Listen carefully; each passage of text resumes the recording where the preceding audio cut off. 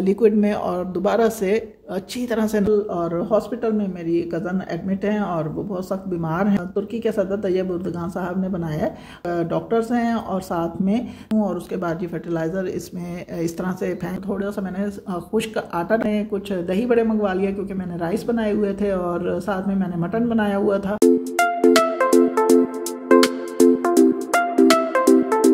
अस्सलामुअलैकुम प्यारे व्यूवर्स, उम्मीद करती हूँ आप सब खैरियत से होंगे, खुशोखुर्रम होंगे और अपने अच्छे से कामों में बिजी होंगे।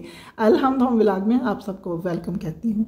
आज मैं क्लीनिंग कर रही हूँ अपने डोर्स के लगे हुए नेट की, और ख़ास तौर पर इसमें मैं बात करूँगी किचन में जो विंडो होती है उसका नेट, उस पर बहुत ज़्यादा ग्रीस जाकर जम जाती है और उसे क्लीन करना बहुत मुश्किल नज़र आ रहा होता है, जबकि वो बहुत एक आसान सा काम है। आपके साथ शेयर करने वाली हूँ। तो इसके लिए मैंने किचन वाइपर यूज़ किया है। हम घर में पड़ा हुआ कोई भी वाइपर यूज़ कर सकते हैं, लेकिन अक्सर घरों में किचन में वाइपर होते हैं जो कि काउंटर टॉप को क्लीन करने के लिए होते हैं। मेरे पास किचन वाइपर है और मैं इसके ऊपर लगा रही हूँ सॉक्स। सॉक्स गफ वाली होनी चाहिए और बारीक बारीक सॉक्स से काम नहीं चलेगा। और मेरा ये जो किचन वाइपर है एक ही सॉक्स से कवर हो गया है बहुत आसानी से। इस नेट को भी हमने क्लीन करना है, तो सबसे पहले हम बग़ैर किसी लिक्विड लगाए इससे उस नेट को क्लीन करेंगे, ताकि वहाँ पर जो पड़ी हुई मिट्टी है वो आराम से वहाँ से उसकी डस्टिंग हो जाए, वहाँ से वो उसे हम उठा लें और उसके बाद हम लिक्विड लगाएंगे। ये देखिए जी इस तरह से। और बाद में हमने इसे डोर के ऊपर आराम से अच्छी तरह से सारी मिट्टी हटा देनी है, ज़ोर ज़ोर से नहीं, उसके ऊपर हमने इसे रब करना। नेट ख़राब नहीं होना चाहिए। ये देखिए जिस तरह मैं इस तरह से ऊपर से नीचे की तरफ ला रही हूँ, सारी मिट्टी इसके साथ लग जाएगी। उसके बाद हमने इसे वॉश कर लेना है और इसके लिए हम एक लिक्विड भी बनाएंगे। जो बहुत ज़्यादा ग्रीसी नेट होते हैं उनको किस तरह से साफ़ किया जा सकता है, तो उसके लिए जी एक लिक्विड बनता है और वो होगा जी, हमने थोड़ा सा पानी लेना है, इसमें मैंने डिटर्जेंट डालना है और थोड़ा सा मैंने इसमें बेकिंग सोडा शामिल कर देना है और साथ में सिरका। ये तीनों चीज़ें जो हैं ये बड़ी ही पावरफुल लिक्विड बन जाएगा एक। और उसके बाद जी हमने इसी के साथ जितने भी हमारे घर में ग्रीसी नेट विंडोज़ की हों, डोर्स की हों, चाहे कहीं भी लगी हुई हों, उनको हमने क्लीन करना है।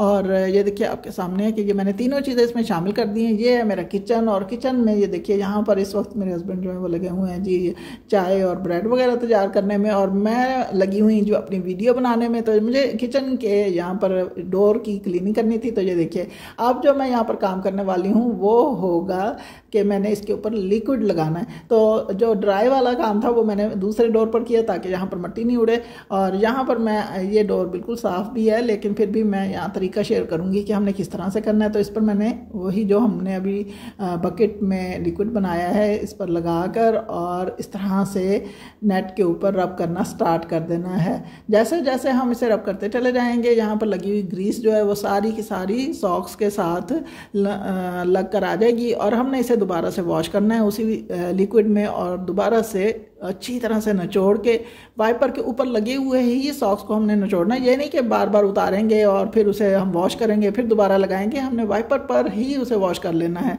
और दोबारा से लिक्विड लगाकर इस जगह को क्लीन करना स्टार्ट कर देना है।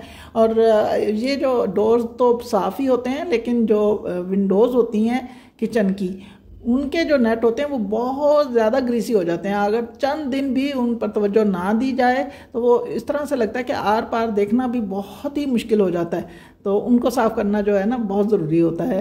तो मेरी जो विंडो है घर किचन की, ये इसमें से मैं अपने प्लांट्स को देखती हूँ, तो मुझे तो इसे हर वक्त क्लीन रखना पड़ता है। और क्योंकि बाहर मैंने कुछ इस तरह की सेटिंग कर रखी है कि जब मैं अपने किचन में खड़ी हूँ तो बाहर पड़े हुए तमाम प्लांट्स मुझे नज़र आने चाहिए।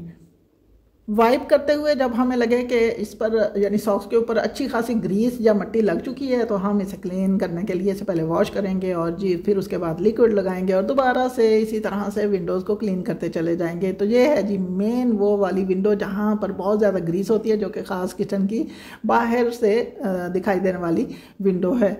और ये देखिए बिल्कुल क्लीन है क्योंकि मैं इसे इसी तरीके से साफ़ करती रहती हूँ। तो आज मेरा बहुत सारा काम है क्लीनिंग के बाद कुछ कुकिंग, और कुकिंग के साथ और बहुत सारे काम होते हैं। आज मेरा बेटा भी आया हुआ है, उसके भी बहुत सारे काम होते हैं, उसके खाने का भी मुझे ख्याल रखना पड़ता है। तो ये काम तमाम करने के बाद मैंने जाना जी हॉस्पिटल, और हॉस्पिटल में मेरी कज़न एडमिट हैं और वो बहुत सख्त बीमार हैं। आप सब उनके लिए दुआ कीजिए, अल्लाह पाक उन्हें सेहत और तंदुरुस्ती अता फरमाएँ और वो सेहतयाब होकर अपने घर वापस चली जाएँ। तो ये हमारे सिटी का एक बहुत बड़ा हॉस्पिटल है जो कि तैयब उर्दगान के नाम से है, और यानी इसे इंडस हॉस्पिटल भी बोला जाता है। और इसे जो है यानी तुर्की के सदर तैयब उर्दगान साहब ने बनाया है, और बहुत अच्छी सहूलतें हैं इसमें। और ना सिर्फ मेडिसन बल्कि यहाँ हर तरह का इलाज बिल्कुल फ्री में होता है, और बहुत ही अच्छे यानी यहाँ पर डॉक्टर्स हैं, और साथ में तमाम वो सहूलियात हैं जो कि बड़े बड़े हॉस्पिटल्स में होती हैं। लेकिन ये मेरे घर से काफ़ी दूर है, मेरे ख्याल में हमें तकरीबन 25 से 30 मिनट लग जाते हैं यहाँ पर पहुँचने के लिए। हाँ, अंदर जाने के लिए और वहाँ पर कुछ देर ठहरने के लिए बहुत सख्त रूल्स हैं, और उनको भी फॉलो करना होता है, और उसी टाइम के मुताबिक हमें जाना होता है और वापस वहाँ से निकलना भी होता है।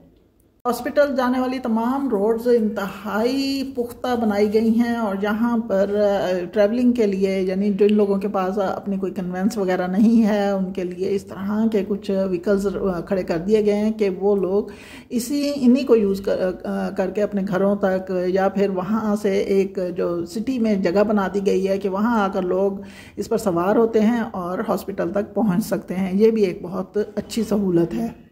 खैर, वापस जाकर भी मेरे अभी बहुत सारे काम बाकी हैं। आज मैंने अपने प्लांट्स को फर्टिलाइज़र डालनी थी, तो फर्टिलाइज़र के लिए मैंने दिन मुकर्रर कर रखा है कि हर 15 डेज़ के बाद मैं अपने प्लांट्स को फर्टिलाइज़र देती हूँ। और फर्टिलाइज़र डालने के लिए पहले इनकी गुडाई करती हूँ, और उसके बाद ये फर्टिलाइज़र इसमें इस तरह से फेंक कर और बाद में इसमें पानी भी लगाती हूँ। तो पानी लगाना ज़रूरी होता है, अगर वाटरिंग नहीं इसमें करूँगी तो फर्टिलाइज़र इसको तमाम प्लांट्स को देने का कोई फ़ायदा नहीं होता। तो हर 15 दिन के बाद मुझे काम मैं ज़रूर करती हूँ। अगर 15 दिन से कुछ दिन ऊपर हो जाए तो मेरे प्लांट्स खुद ही मुंह अपना मुरझा कर मुझे बताने लग जाते हैं कि हमें आपने एक्स्ट्रा कोई ताकत की चीज़ नहीं दी, सिर्फ हम पानी पर गुजारा कर रहे हैं। तो ये काम मुझे करना पड़ता है। मेरे गार्डन में प्लांट्स तो बहुत सारे हैं, तो एक दिन में ये सारा काम मुमकिन नहीं होता। तो मैं इन्हें कुछ इनके पोर्शन बना लेती हूँ, यानी कुछ काम मैं सुबह कर लेती हूँ और कुछ शाम को कर लेती हूँ। दोपहर को काम नहीं किया जा सकता, वैसे भी दोपहर को मैं हॉस्पिटल में ही थी। और ये देखिए जी, मेरा सारा काम हो गया, और ये बाकी का जो है सिर्फ यहाँ से मैंने पानी को जो है वो वाइप करना है। और सोचा कि पहले जाकर वॉशिंग मशीन चला दूँ, क्योंकि मेरा बेटा बैग में कुछ कपड़े लेकर आया था वॉश करने के लिए, और वो वॉश करने के लिए मैंने फेंके जी वॉशिंग मशीन में। और इसके बाद मैंने और काम शुरू कर दिए। तो मेरे बेटे ने कहा जी मुझे आप अच्छा सा कोई पराठा बना के दें, बल हो उसमें बहुत ज़्यादा। तो उसके लिए जी आज मैंने एक नए पराठे की तरकीब जो है वो रेसिपी जो है वो देखी है। पराठे के लिए मैंने एक सिंपल रोटी बनाई है, और उसके ऊपर जी घी लगा लिया। घी लगाने के बाद इसके ऊपर थोड़ा सा मैंने खुश्क आटा डाल दिया, और उसके बाद जी इसके दरमियान में मैंने एक छोटा सा बोल रख दिया है, और उसके इर्द गिर्द मैंने कुछ लाइनें लगा दी हैं। और लाइनें जो हैं वो कुछ मैंने कुछ पीसेस के तौर पर लगाई हैं, इर्द गिर्द कुछ पीसेस बन गए हैं। तो उनको इस तरह से एक दूसरे के ऊपर पलट दिया है, और ये देखिए जिस तरह से इधर उधर से उठा के सारे एक के ऊपर ही दूसरा, हमने एक के ऊपर दूसरा पलटते चले जाना है। ये देखिए इस तरह से जितने ये पीसेस हैं उतने ही पराठे में बल यानी कि परत बनेंगे।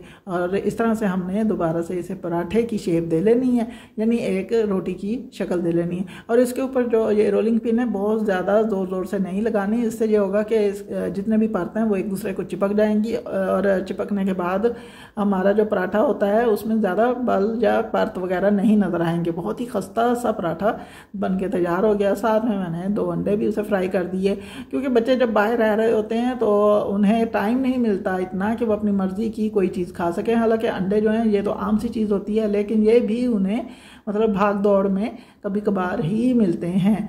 और इस तरह साथ में अभी मतलब शाम के टाइम मैंने कुछ दही बड़े मंगवा लिया, क्योंकि मैंने राइस बनाए हुए थे और साथ में मैंने मटन बनाया हुआ था। मेरा आज का व्लॉग। अगर आपको मेरी वीडियो अच्छी लगी हो तो प्लीज़ मेरे चैनल को सब्सक्राइब कीजिए, लाइक्स दीजिए, कमेंट्स कीजिए और शेयर ज़रूर कीजिए। हमें याद रखिएगा। अल्लाह हाफिज़।